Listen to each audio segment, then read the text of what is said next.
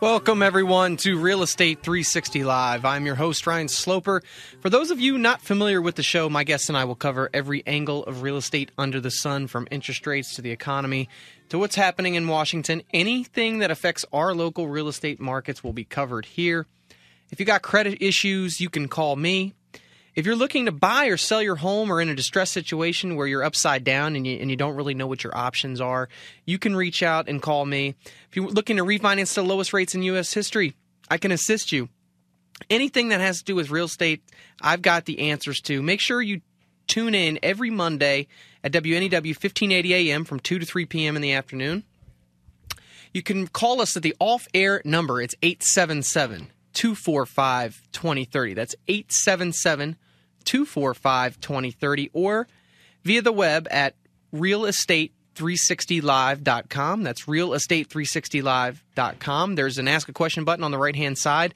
Feel free to click that if you would like any of your questions answered via email. Remember, if it's real estate, it's covered here. We got a great show lined up for you guys today. A lot of topics to discuss, and joining me on our panel today is Louis Cammarosano, who is the general manager of HomeGain. Louis is often cited in the media as an industry expert in the Wall Street Journal, Forbes, CNN Money, Fox Business, Smart Money, MSN, and numerous others. We're going to discuss with you about what happened in the markets last week, as well as what's going on this week that can, potentially affect interest rates, that can affect you and your real estate decisions moving forward. Louis, how you doing today, buddy? I'm good. And yourself, Ryan? I can't complain. Just another day. We got a lot of stuff going on. Obviously, we spoke last week, Louis, about the Fed and them making a decision on what they were going to do. And, I had thought that they were probably going to extend Operation Twist. They did do just that. Now, I know the million-dollar question, everybody's out there, okay, that's great. What is Operation Twist that you guys keep talking about, and what exactly does that mean to me? How is it going to affect me? Well, basically what it is an effort to keep long-term interest rates low. So they're basically they extended this program out through the end of the year, and they're taking an additional $267 billion to basically swap out long-term rates for short-term rates in an effort to basically Excuse me, the other way around. Sorry, yes, actually for short-term for long-term, right? Correct. So in an effort, what that's going to do is it's supposed to keep interest rates low, and it's supposed to actually, facilitate more purchases of homes. Now, that's great. I mean, I've been saying week in and week out, I feel like we're at interest rate levels that would be very appealing to people to want to buy now. So to do more of it to get interest rates to somewhat go lower, I just don't really see it happening. And I don't really see it happening as far as, these rates are maybe, going down, but the lenders aren't passing on these rates to the actual consumers.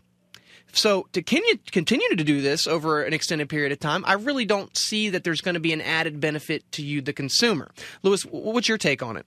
Well, you're right. There really isn't an added benefit to the consumer. There's an added benefit to the banks in that the Federal Reserve printed up the money to buy the short-term securities. Now that they're coming due, they can either roll them over into the same short-term securities, or they can push them into the 10-year. When they push them into the 10-year, they push out the maturity as to when they have to be paid, which is good for the government, and they don't have to pay them. What it also does is it creates a demand for that 10-year note, which supposedly keeps the 10-year note supply and demand ratio kind of in balance so that there's high demand for them, which keeps the rate down. But you're right, just because the 10-year note is trading around 1% doesn't mean that you're going to get much lower in terms of a mortgage rate. So they're doing that because they clearly don't want to remove the money that they printed into short-term securities and move that off their balance sheet. They want to keep that outstanding. So what they're doing is they're kicking the can down the road, literally, by extending the maturity for the money that they've already printed out. Yeah, and a lot of the national headlines I've been reading have basically been saying, hey, it's great. The Fed's, extending Operation Twist. It's going to allow for interest rates to remain low for an extended period of time. And, that probably is going to be the case. I mean, it's just important to realize that this is, a lot of artificial manipulation of these markets and for interest rates in general. I mean, you used to be able to kind of look at the market and say, okay, if the stocks market's doing one thing today, that mortgage rates are going in the opposite direction, and that tends to still hold true. However, I mean, to have interest rates sub 4% for as long as we have, and for them to continue going down that path for the rest of the year, maybe next year as well, it's really crazy to think that that this is sustainable. Well, what's also crazy is the notion that somehow low interest rates are good for the economy. If that were true, we've had low interest rates for years now, and the economy hasn't picked up. Well, you know what? I was thinking about this a lot over the weekend, and I just, from talking to a lot of different banks, smaller community banks, they obviously have a little bit of a different outlook as the overall business owner that they want to do business with, or consumers in general. They're willing to take on a little bit more risk if they feel like down the road this consumer or business owner can bring in more money for them to have as deposits and everything else. But what's really puzzling to me is the fact that, we have super low interest rates right now, and everything is super tight as far as credit's concerned. To be able to get a loan, they want this long extended history of employment. They want your tax returns to be perfect. They want you to have X amount of cash in the bank. You could have $1 million in the bank, but if your tax returns aren't reading a certain bottom line number, you're not going to get a loan. Or you're going to have to get a hard money loan, which I suggested before, which you're looking at putting 30 or 40% down. Not too many people have that. I feel that if interest rates were to go back up into the levels of 6%, you would see that credit would actually ease up really quick. Why? And there's a return. There's a return on investment, and they're willing to make the risk because they know that there's a greater return to be had. So, but also, Ryan, when you have consumers that have extremely high debt levels, having low interest rates is really counterproductive, because people with high debt levels should be working down their debt. And during a recession, when people do that, people should be building their savings. And when they're building their savings, it would be nice if they had higher interest rates from which to save their money. Yeah. You don't have that. So by keeping the interest rates low, when people in general don't have the ability to borrow it because they're already over-leveraged, doesn't make sense. So as you and I have discussed in the past, that keeping the interest rates low really isn't benefiting the consumer or the people looking for mortgages. It's benefiting the banks and the government, so that the government doesn't have to pay high interest rates on its borrowing. Well, yeah, it's definitely benefiting the government and the banks. But, I think that more or less the way, the media pushes this out there is that it's great for the consumer, and it really isn't. It's a byproduct of what they're doing. But if you can't take advantage of them, what good are they? Yeah, and we talked about this last week. It's like the guy at the bar who's had, too much to drink, and then the bartender yells, "Happy hour, drinks are half price." You don't need drinks at that point. Nope. Not at all. There was an interesting article written, I believe it was on Bloomberg.com. It was Americans see the biggest home equity jump in 60 years. I went on to read the article, and it was actually interesting because home equity in the first quarter rose to $6.7 trillion, which was the highest level since 2008. The article had basically noted that as homeowners are taking advantage of record low borrowing costs to refinance their loans, brought cash to the table to pay down their principal. So, when you kind of just look at the headline, you're assuming that, okay, home prices are rising. Well, that's not actually the case. People are actually bringing money to the table to be able to refinance to get these the lowest rates in U.S. history, which, you and I spoke, Lewis, this is actually a very smart thing to do if you have the ability to do it. Absolutely. And I was thrilled to read this article because it was one of the first articles that I've read that actually shows what's really going on here. The people that have sustainable, had their job history for the last 2 years, they have money put away, or they have money in a retirement account, that they have the ability to refinance to the current rates because they may be upside down in their home now, but they can bring $30,000 or $40,000 and take advantage of these long-term interest rates at the lows that they're at now. It makes complete sense because they are actually seeing, wow, when are we ever going to get sub 4% interest rates again? And to take advantage of that is awesome. I'm glad that it is happening, and that's why we're actually seeing a big jump in home equity. It's not because that the price of homes is rising. In the D.C. metro area, sure, we do have that going on right now, but that's an anomaly to the overall national economy. Yeah, but if you bought the Dow, it's a similar thing, in January of 2008 at 13,000. Yep. And then you lost, 60% of your money by, April 2009.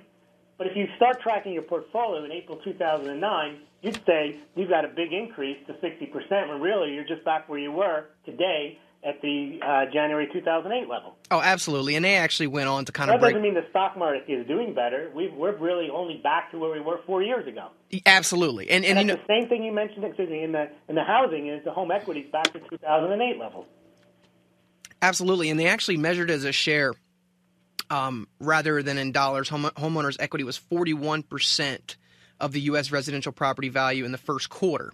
Which that's including homeowners who don't have mortgages, and that's according to the Fed study that was released last week. And the last time that the share was that high was in the third quarter of 2008, which is exactly what you were saying. So, but it's a share of a lower price. At least the stock market is back to the same level. So even though you're at the same level as you were at January 2008, it's the exact same level. Whereas in housing, you may have the same level of home equity, but your value of the home is lower. Yeah, and I don't really think that it's even humanly possible to get back to the levels of where we were in 2008. They can keep interest rates as low as they want. Employment could even get better, but until credit loosens, you're not going to have the ability to let these home prices rise to the levels that they were before. Now, should they be at that level? Because remember, at those levels, they were not at the historic test of say 25-30% of take-home pay to match your mortgage. Yeah, they were artificially inflated, almost the same way the Fed's manipulating and inflating things now. It was the same way then. It was like, okay, you got a 7-Eleven manager making $200,000, saying he's making $200,000, which is he's able to then buy a house that's $500,000-600,000 that he wouldn't otherwise be able to afford. Those loans now aren't around anymore. Those loans really open the gates for prices to rise as fast as they did, along with the pick-a-pay option arms, the minimum payments of 1%. I mean, those loans were abundant back when, which I believe really helped push property values in certain areas up 20% in a year. And Ryan, although imagine if we had a situation where they didn't have low interest rates, and put aside the fact that a lot of people can't take advantage of them, but if interest rates were higher, then obviously home prices would be even lower. So they have managed to keep the home prices, in a sense, artificially high in some of the better markets. Now, they haven't been able to do that in Phoenix and in places in Arizona, Nevada, and Florida. I think the prices there have dropped to points where they're at normal market prices. Yeah.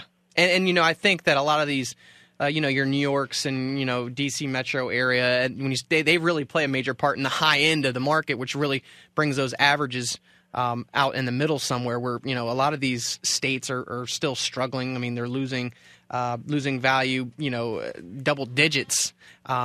But it does highlight the wealth divide, though, because the wealthy are able to get access to credit, and therefore they can take advantage of it. And so in a lot of the more expensive homes you see in San Francisco, New York, D.C. Metro, there's multiple bidders. Yeah. And because of that dynamic, you have a high demand. The prices are sustaining or they're rising. Well, it was interesting because, within that same article that I was referencing of the, Americans see biggest home equity jump in 60 years, it threw in the Case-Shiller Index that said basically home prices have tumbled for 6 straight months through March to the lowest level in a decade, 35% below the peak prices of the housing boom. And that's basically the S&P Case-Shiller Price Index was, comprised of 20 U.S. metropolitan areas. So it's very interesting to kind of see how, you can kind of you can make your own conclusion based upon a set of data, I guess, to see, to make it fit however you want it to. I think that it is a good thing that people are taking and paying down to be able to refinance, put themselves in a position to refinance. And I hope that actually continues, just because it actually shows that people, care about keeping their long-term costs for their mortgage, their cost of shelter to a minimum. When we come back, we are going to jump into the Supreme Court is expected to roll out their ruling on Obamacare this Thursday when we come back.